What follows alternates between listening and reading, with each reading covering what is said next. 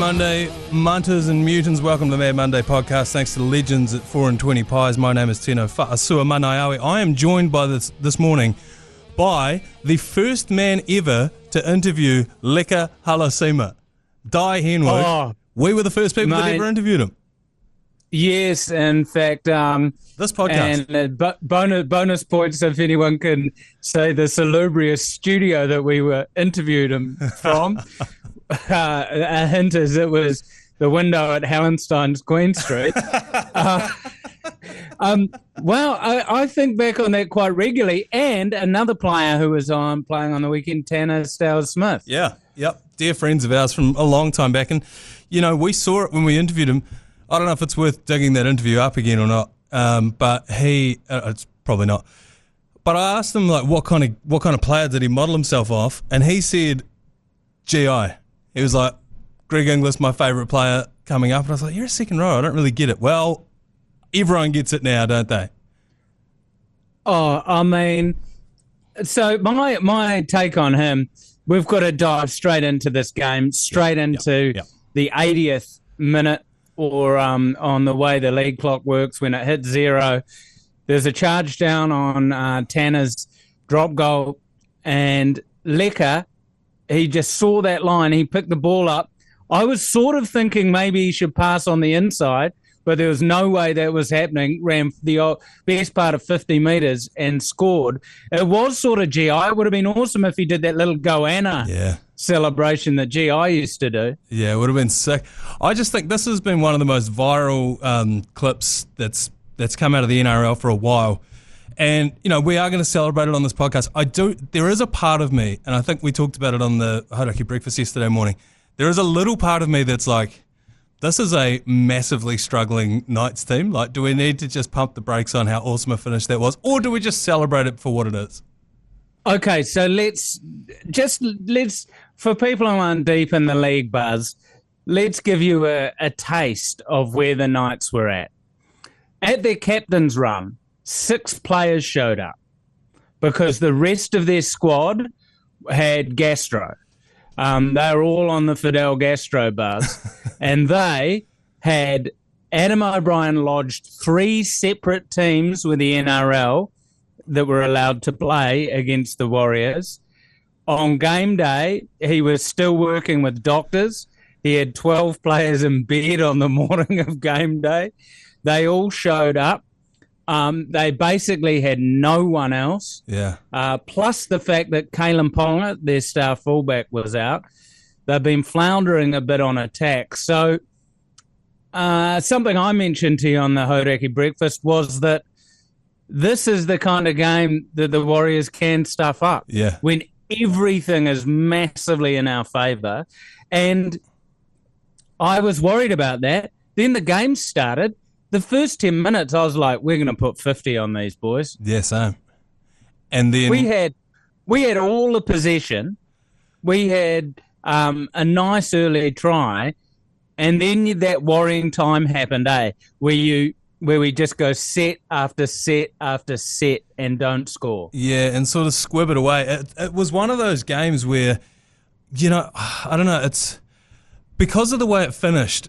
We're going to remember this as one of the great games. This will be one of the defining moments of our season, I think, when people look back on this year, is that Leka Halasima Try. Obviously, he's already scored a full field effort in a similar vein before. But when you were watching the game live, it was one of those ones where you're like, yeah, I don't know, this could go any way for about 70 minutes, you know? And it was I got to say, it wasn't the best game of footy to watch. It wasn't. And the other part of it, and this happens quite often, is that if it's a logjam, it's tied. Those finishes to games can often be some of the toughest watches. You'll see the clip on social media. In this instance, it was a try. Often it's a drop goal, and the celebrations are enormous. But when you watch that in real time, 10 minutes of missed field goals can actually be a real horror show to watch. So I think we got away with it. We've got to talk about Tanah Boyd stepping in for Luke Metcalf. He had a great game against West. What was your take on him? I think I think that he is almost, I messaged into the group chat, it's kind of almost exactly what the doctor ordered in a lot of ways. Very different than Metcalf, and obviously we've been struggling in attack this whole season, even with Metcalf, so now it's like, nah, it's a bit tough. But I thought when we were at our best in that up the wires year, 2023, it was just kick to corners, chase hard, complete high, and figure it out. And a couple of lucky bounces will go our way, we'll win. I think he's the right player for that. I think 3 missed drop goals and a missed penalty. That is tough to watch. But let's not forget, we have struggled kicking all year. So don't all of a sudden pan this on Tanah Boyd. Also, let's not forget, within the missed drop goals and missed penalty, he also kicked it out on the full off the kickoff. That just about broke me. We've not seen that since Reece Walsh played for the club. Yeah, the poor dude had like his. I was constantly saying to the talisman Dai Henwood during the game, look at that kick. He was landing it on the 2 to 5 meter line in the corner. Yeah, set on the set after set. I thought his fifth tackle kicking is amazing. He's got a long kick on him as well. Where I struggle a bit because CHT is a bit of an unsung hero, I reckon. He puts on the big shots. His kicking's good. He's so solid. But I would quite like to see the combo of Tanner at 7 and Metcalf at 6. And let Metcalf have that flashier running game. Yeah. And Tanner just is steady and steady. Where I thought we really struggled was we kept going side to side. Like it showed when we got a penalty and then Chanel got pushed over the sideline on the first tackle because we just went straight sideways. When we actually went through the front door and busted that down, that's when we got success. Dimitri Vaimonga had an awesome try. That was just going straight. Tanner straightening up with that little kick for Pompey for the first try. I just felt that's what we need to do. Yeah, I think an underrated part of old, not to get too deep into earnest analysis here, but Tanah Boyd, when he's got the ball, his first instinct is straight up the nuts. And it's not too razzly-dazzly, he's probably not going to step anyone, but he at least gets a bit going, injects a bit of energy into the attack, which I thought is good as well.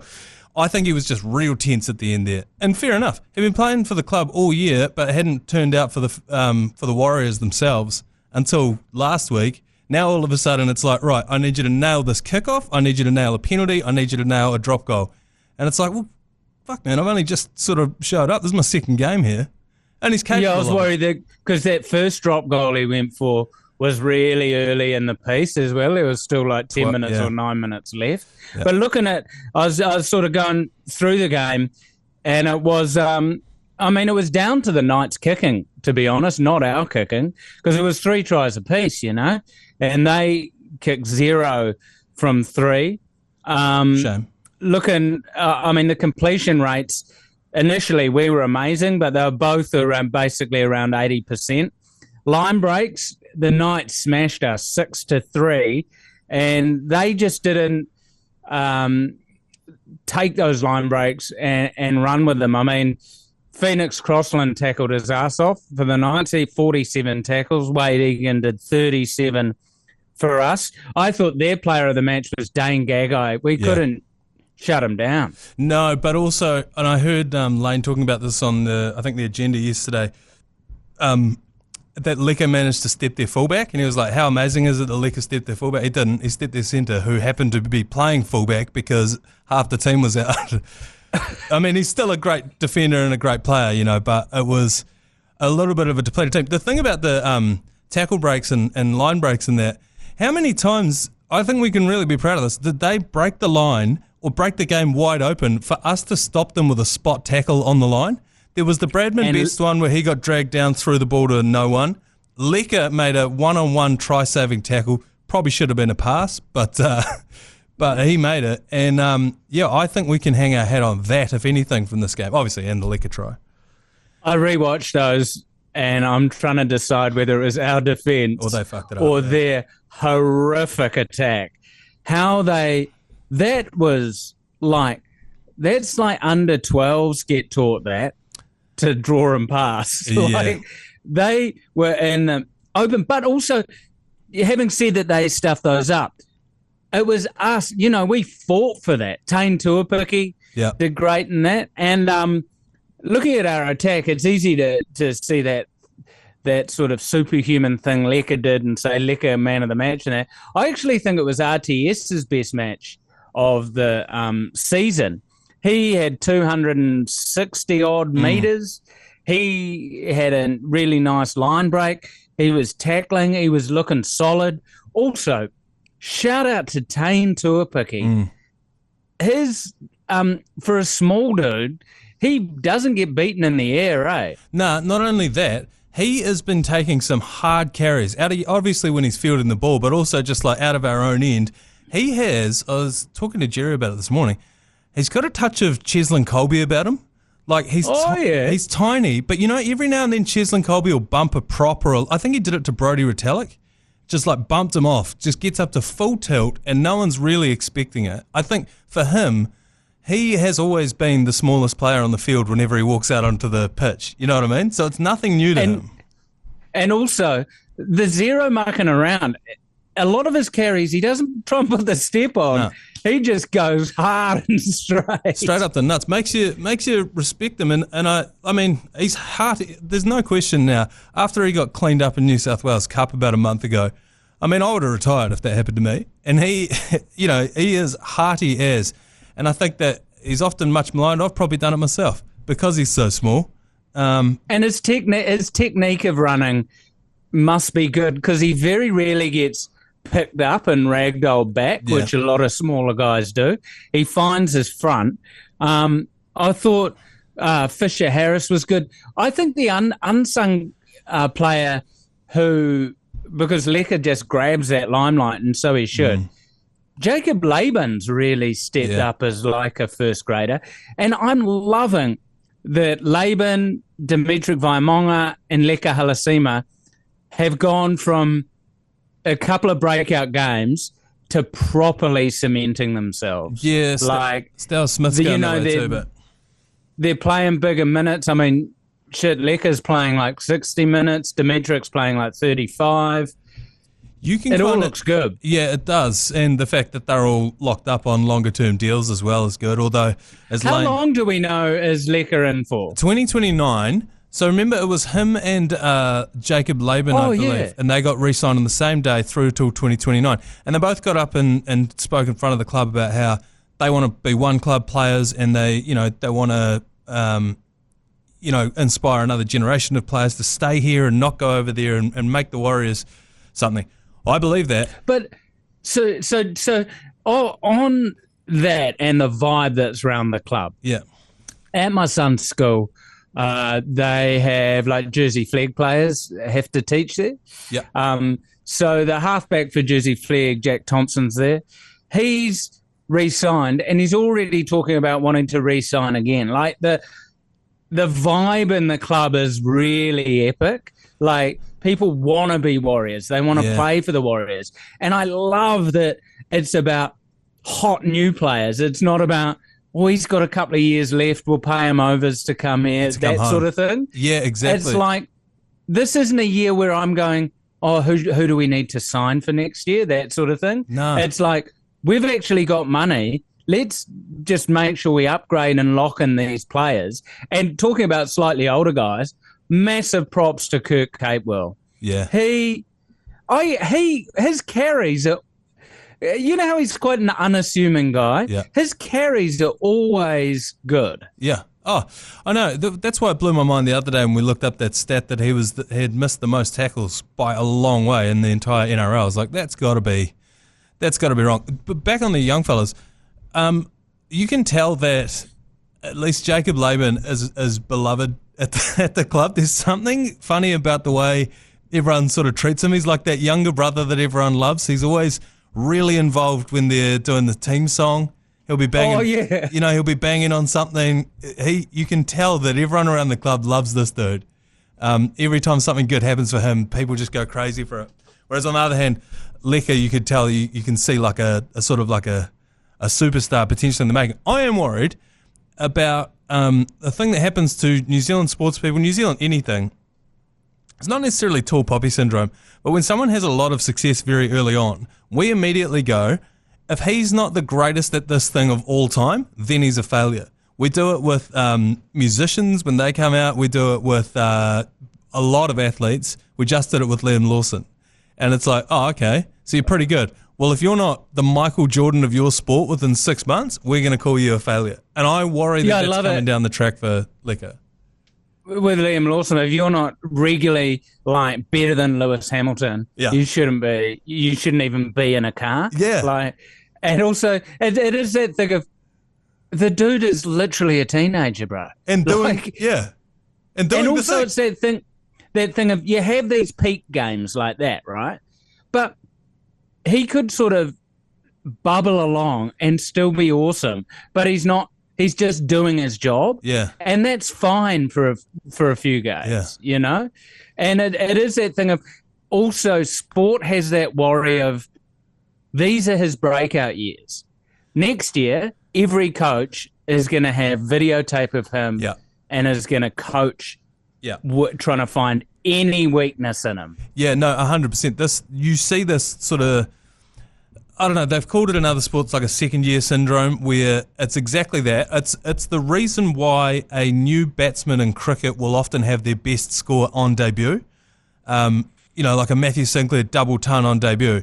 It's because the other players don't know anything about him. Now all of a sudden the next time you show up, you're the guy who scored 200 last time. So you're right. Like that Sam Constas, exactly. Guy, who the best, just jump on cricket for a second. Please. I was hearing an Aussie pundit said, it's very hard to see whether Sam Constas is a good batter or not because he just keeps getting out. And that is such an Australian thing. He's an absolute legend. Yeah. His only issue is he keeps getting out. Yeah, it was like, how good is Leka Halasima really? All he seems to do is score individual Herculean tries that you've never seen before. It's like, I don't know, he's probably pretty good.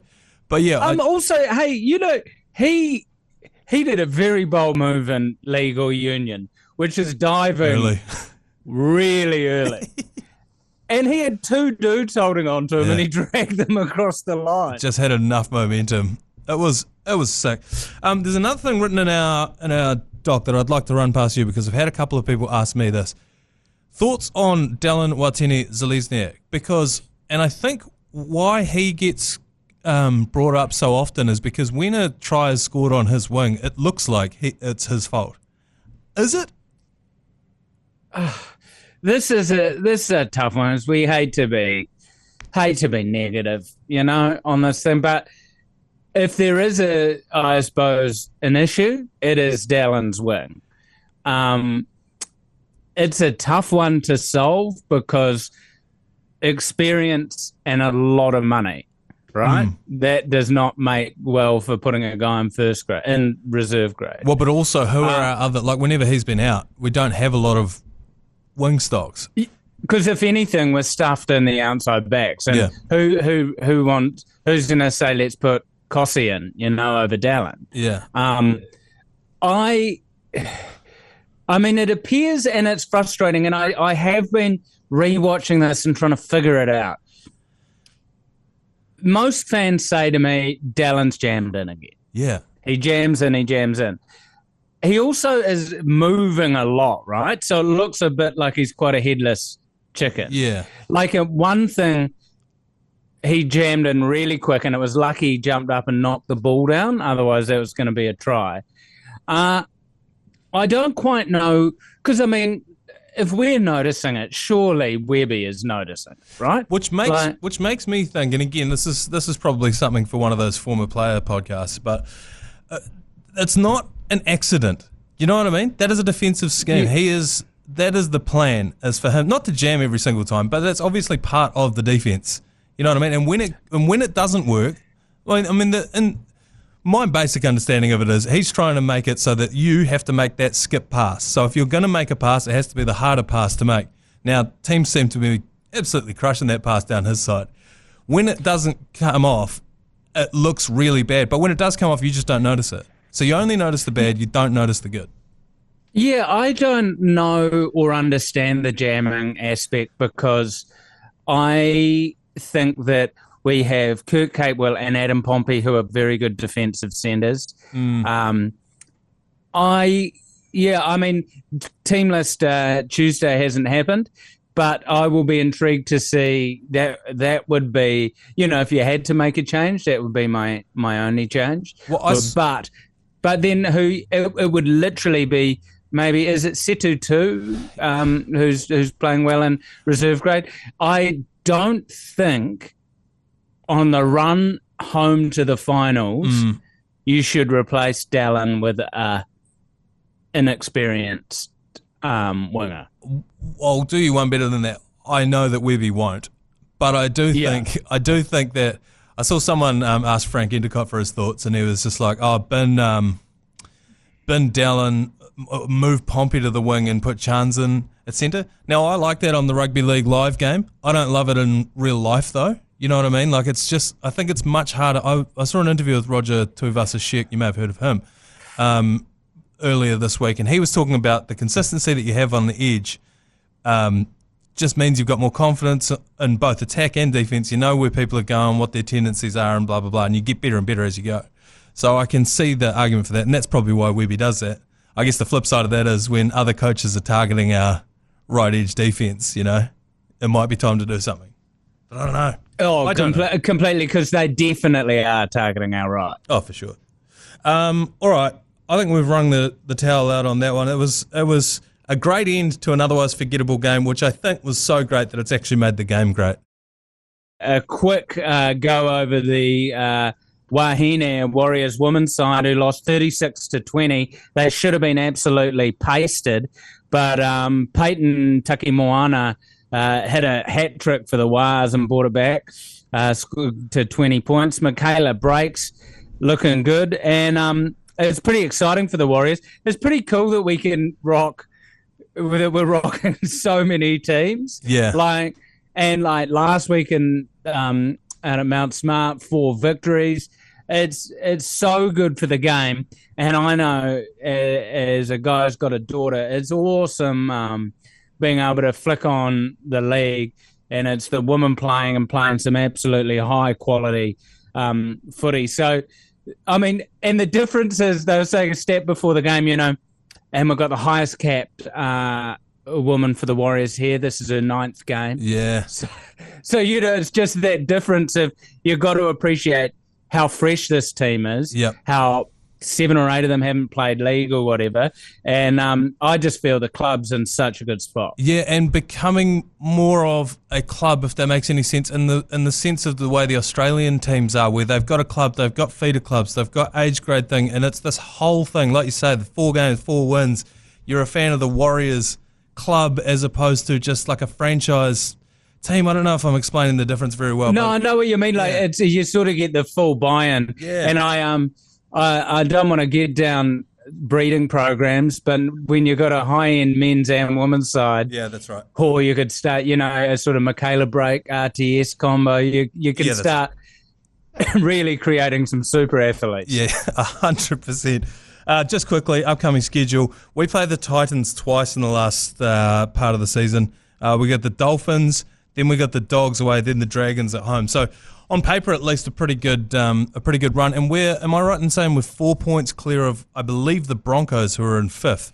So 4th is... Yes, we're 4 points clear of them. However, I think we've all had our buys as well. I believe so.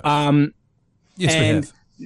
God, Broncos fans were severely cheering for the Knights in that. Yeah. Because we go up against the Titans, where Des is yanking guys out of the showers to yell at them after their loss on the weekend. They have won 12 out of 41 games. So, wicked. So we'll probably lose. Once again, I'm nervous about this game. It is at home. It's a nice 5 p.m. Saturday game. The weather in the 09 looks to be staying pretty clear over the week, so it should be a dry track. The looking at this game, my worry from previous games is where do our points come from? I want this to be the game where we assert our attack. Yeah, the Titans have always been a bit of a glass cannon team where you might score 30 against them, they might score 50 against you. You know what I mean? But completely. Or what was it, 66? Case in point last year. Yeah, where they ripped through us. I think we're a different team this year. And so I think we do shut that kind of stuff down.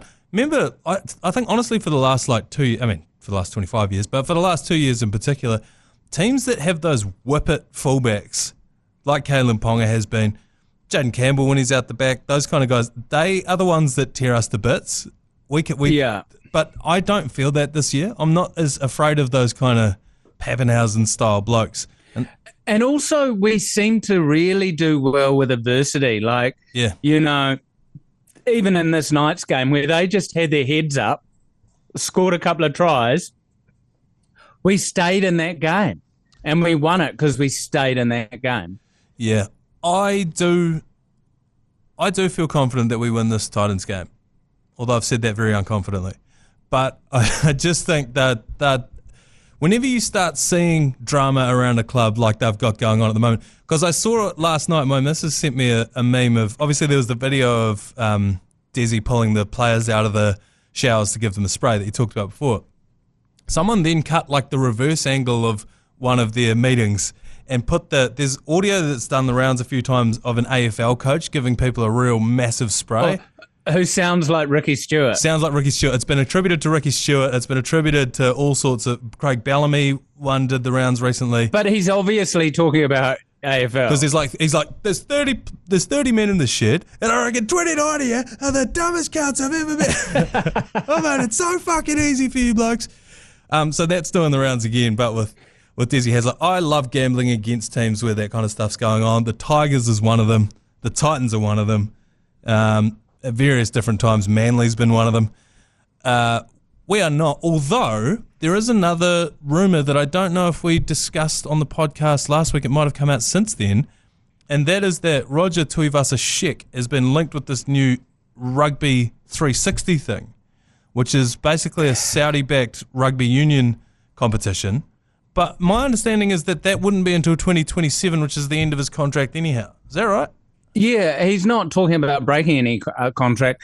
The main issue with him signing is this thing doesn't even exist yet. Yeah. Or have backers or teams or anything. Yeah. I think they're in the full sounding out process. But Roger Tuivasa-Sheck, he's got such a moral compass. He wouldn't leave the club in the lurch, I think.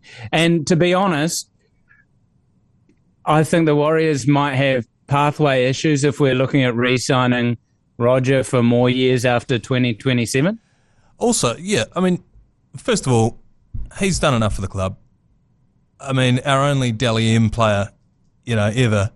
I think that's plenty. I would say if, and I'm not saying that there's any chance this is going to happen, although it might, but if he was to leave early, I think that this period of his career would be looked at very differently. Like he went to union, then he came back, never quite clicked, and then left again. Yeah. Do you know what I mean? Versus if he just retires, then I think we look back at it and go, okay, back, served the club again for 3-4 years. But then, if you look at the rest of your life, if he wants to get bone sawed up in a Saudi, like a embassy, then good. Then, Saudi seems to be really dialing in on the sort of sports washing dollar at the moment, where they're like, we need to get a good vibe out there and have these huge competitions. They want to make this like live golf. I'll be intrigued to see what happens. But I fully agree with you. I think if he just, imagine if the Waz did a grand final or played in a grand final and then he retired. Yeah. What a way to go out that would be. A+. Just on the, we've been calling for Saudi sports washing to come certainly into the podcasting game here in New Zealand for a while, but also into rugby union and New Zealand sports in general, because our problem is money here. We can't compete with the big competitions. The idea there is it's some sort of Grand Prix situation where they come to your town and then they play their games in front of, sort of like Sail GP or Formula One does at the moment. I don't know if rugby union's the sport for that. So what, we come to your town, you've never watched a game of rugby union before, you watch 53 scrum resets and then what, you're sold? Is that? It's an 80-minute game. The ball's in play for about 32 minutes. Yeah. It's I can't tell you why they were penalised. Like why people, I suppose, first-time watchers of league can get into it is rugby is so nuanced as well. Like, I watch rugby, like All Blacks tests and that with hardened union fans. They can't tell me what happened, why that ruck penalty happened. No. You know why? Because also it's that thing, in a ruck, a penalty could go any way at any time. Oh, we call it rolling the scrum dice when a scrum goes down, and we don't know why. I've asked Angus Tarvale about it, and he's like, I can't see on TV to watch it. I don't know why. I could tell you most likely what the penalty was for based on what happened, but to look at, no idea. Well, not no idea. I'm sure he'd say he does have an idea, but all I can say is I agree with you. Let's get some of that. Let's get some podcast washing dollars in. Yeah, 100%. All right, let's take a quick break. We'll come back. We'll talk a little bit about the new Rugby League game, which I understand you've bought. Yes. All right, just quickly, Dai, we've got your chance to win flights for two, accommodation, tickets to a Warriors home game, and $500 spending money with the Mad Monday Try and Pie fly-off. Text PIE to 3236 to enter, all thanks to 4 and 20 Pies, the ultimate fan food. I've said it before, I'll say it again. These games are selling out. It's actually really hard to get tickets to a Warriors game. So even if you live in Auckland, you don't need the flights. Enter, and if you win, just drive somewhere else and then fly back for the game. It's probably the only way of getting to the game. Oh, baller move. Yeah. Baller move. Drive to Napier, fly back to Auckland. We'll get into SuperCoach very quickly. I haven't had a chance to play it. You've got the new Rugby League game on PlayStation? Yes. Rugby League 26, released by Big Ant to much mixed review. Mixed/anger from fans. I can tell you, I can review it I've played it and seen it played on both the Xbox Series X and the PS5. It is a reskinned 24. Yeah, right. They are I don't know how much they paid attention. Leka Halasima and Dimitri Vaimonga are both listed as fullbacks, so you can't play them in the forwards. Only fullback? Yeah. Oh, I thought when you said, because you told me that in the group chat, I thought for sure it was second row / fullback. No, just fullback. Fullbacks. I think that is being remedied. There's some updates coming. It's quite glitchy. Like there's a lot of you'll go to pass and Wade Egan just picks it up and stands there. Yeah. However, my son's really dialed in on it, and he's been playing the sort of pro mode and the career mode and that, and we're both having lots of fun with it, right? Yeah. It is. So if you want, say, EA to make your game, right, and get a sort of FIFA level thing, you got to give them $50 million to talk to you, right, before they're even developing it. Yeah. So this doesn't have that money. No. It's rugby league, and it's fun, but then it's a thing of it's fun, but it's $104. Yeah. So and it's not at the moment in a Game Pass or the PlayStation Plus thing, which is, that's where I sort of feel it should be, where it's just part of your subscription or whatever. $104 is when a lot of glitches get annoying. Yeah, you're in that sort of like top tier of video games where you're now tossing up between that game and the best game that's come out this year, and so that's the part that. But I think what really this is, you mentioned I haven't played it yet. I grew up, I played a sickening amount of Stacey Jones Rugby League growing up. You mentioned the Rugby League 24 or whatever. That's a reskin of that. That was also a reskin of Stacey Jones Rugby League. And nothing really changed. It even sounds the same. I know it's Vossi still doing it, but it even feels the same. But it was always fun to play against your mates, Oh, yeah, and also it's one of those ones where I mean, it's like, what did they only have Vossi in the voice booth for 3 minutes?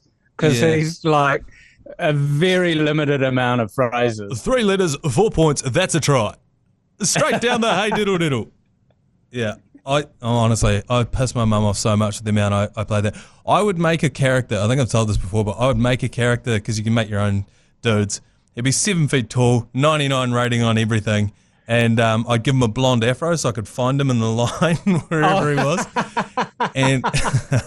And I'd take the Leeds Rhinos to the championship and do shit like that. Oh, I love it. But yeah, I mean, I'm having fun with it. The players you love are there. Go Media Mount Smart looks good. You know, I look for my seats in the crowd where we sit to watch the game. So if you're a rugby league fan, you'll enjoy it, but don't expect it to match up, as you're saying, FIFA, at $104 to sort of the best game. You know, like if I've just been playing, what is it, Star Wars Jedi Survivor or whatever, which is like the same sort of price. You know, the most intricate, huge world game that's just phenomenal. And then, you know, you got Luke Metcalf looking like he's in Wham or something. He's got the most outrageous hairdo. Yeah, 100%. I also think my last thought on it is it's actually a symptom of how healthy the game is at the moment and how popular rugby league is, that there is this much buzz around this game. And I think anyone who's played any of these games knew it was going to be this from the moment they announced it. You knew it was going to be a little bit janky. Yeah. It would just be a reskin. But the fact is that everyone's now so hard up rugby league that there's disappointment there, you know, which is good. It's a good thing exactly. It's a good problem to have. All right, let's talk a little bit of SuperCoach before we get out of here. There's been a lot of injuries over the last couple of weeks, and then you couple that with the fact that not a lot of trades left. Are you in? Have you got any major fires to put out this week? So I'm sitting at 11 trades, right? So I basically got 2 trades around, which is nice.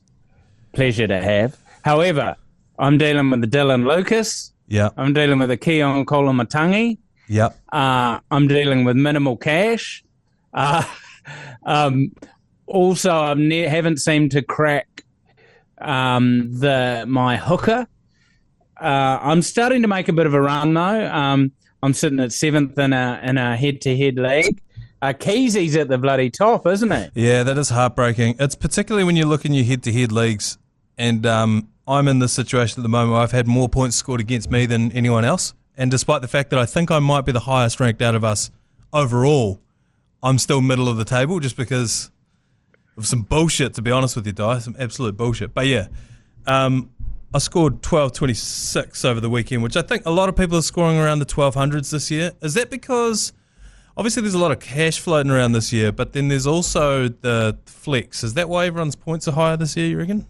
I think so, because it means everyone's carrying like 3 fullbacks or like 5 halves or something like that. Yeah.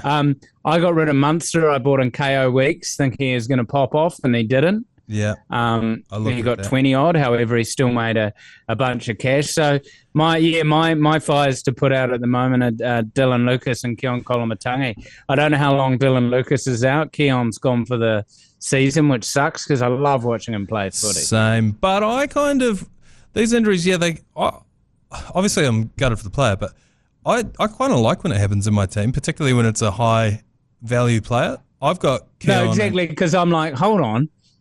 These guys are both in the 600s. Yeah. So it's where you go, oh, I can actually bring anyone in. Yeah, I was desperately looking at Valentine Holmes. I was just before this week, and I was like, I've got to get him. I reckon he's going to go bang. And he did go bang, but in a bad way. He's out for the season. I'm looking at bringing Payne Haas back in, actually, for the run home. Yeah, same. But then he's under a bit of an injury cloud as well. Same, but then do you go Cleary again? Some sort of injury situation again? We're having this discussion before the teams have been named. So, but yeah, do you bring in Cleary? Do you bring in Hines if you don't have them?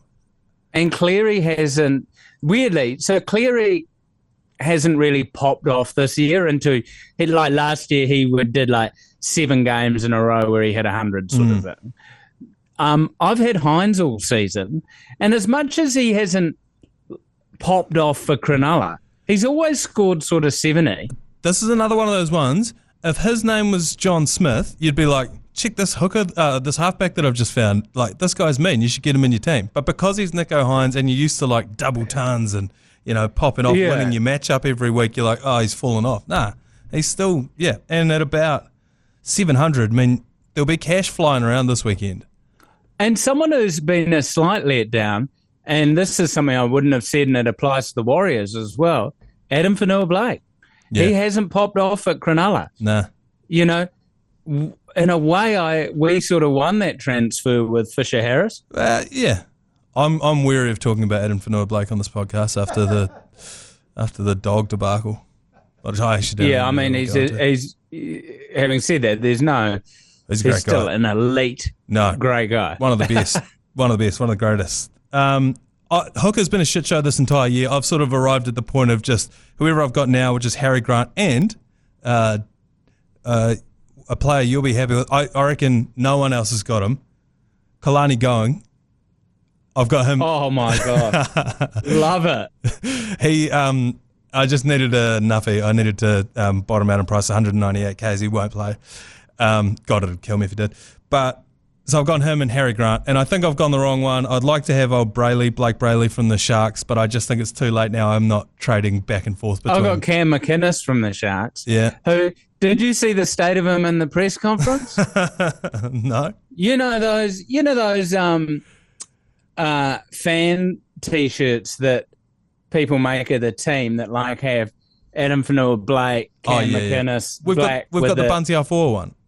Yeah. He was wearing a cut-off one of them with him on it. And, of course, you know how Cam McInnes just looks brutal. Munted. Like, brutal, like he's been in World War II or something. Yeah. And he's just sitting there with his guns out and that T-shirt on. Because normally they have to wear the proper zip-up blazer or they're still wearing their top. I love how just smashed up Cam McInnes looks. Yeah, God bless him. He does look like he's just come straight out of the trenches.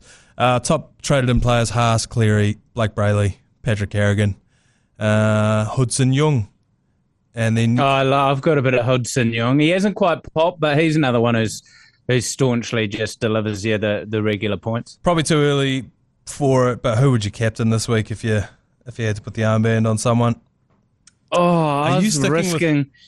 I had a good run with Jerome Hughes. You know who always delivers for me? Milky Jenkins. Tom Jenkins at the Panthers. He's always there or thereabouts. Maybe on Scotty Drinkwater. Who do they have? They've got the Dragons up in North Queensland there. Yeah, could be a go. I don't know. I had it on Dylan Edwards last week and then I took it off and he scored 173. So you're welcome for anyone who captained him. I blessed him. Did Dilly Eds get 173? Yeah, he did. Now, I did manage to bring him in for Pappy, which I was pretty stoked with, but I had him as my captain and I pussied out, and that's what I get. But, like I said, everyone else, you're welcome. I blessed him. If I hadn't have done that, he wouldn't have scored it, and so you're welcome.